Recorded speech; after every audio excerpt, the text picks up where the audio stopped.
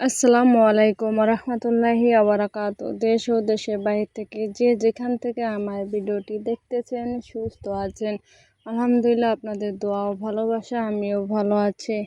তো এই ভিডিওটা করছি আমি ঈদের পর দিন, কোরবানি ঈদের পর দিন আমার খালাতো ভাইয়ের বিয়ে। তো আমরা সবাই মিলে খালাতো ভাইয়ের বিয়ের অনুষ্ঠানে যাচ্ছি।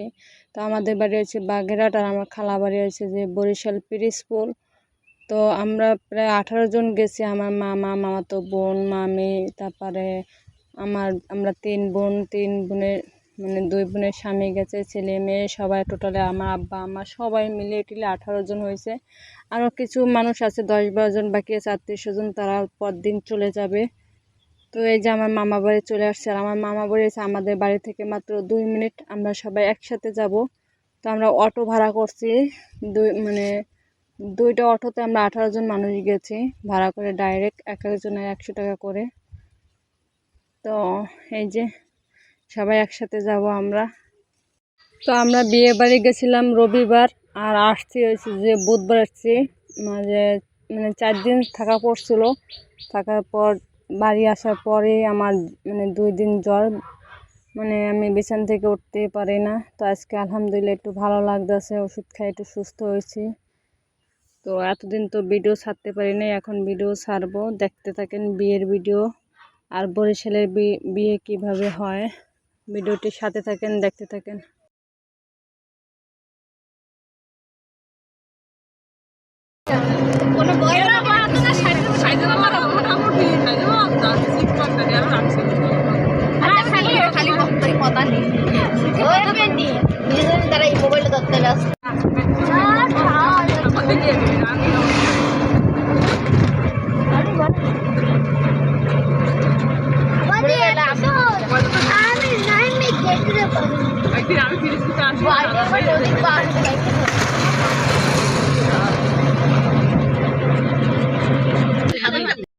তো এদিকে আমরা অটো থেকে নামার পরে দেখি আমার খালাতো ভাই নিয়ে ট্রলার নিয়ে হাজির হয়ে গেছে। আগে থাকতে ওরা বসে আছে ট্রলার নিয়ে।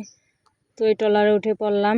তো এই ট্রলারটা হচ্ছে আমার খালাতো ভাইয়ের ট্রলার। তো ও হচ্ছে সবার বড়, আর ছোটো জনের রয়েছে বিয়ে।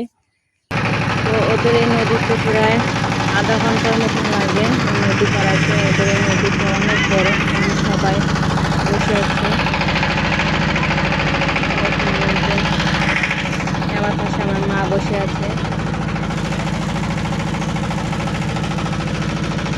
যে সব কাঠি বস্তা, এক একজনের 1-2টা করে ব্যাগ। এই যে ওই সামনে যে 2 জন বসা আছে, আমার মামা আর আমার আব্বা বসা আছে।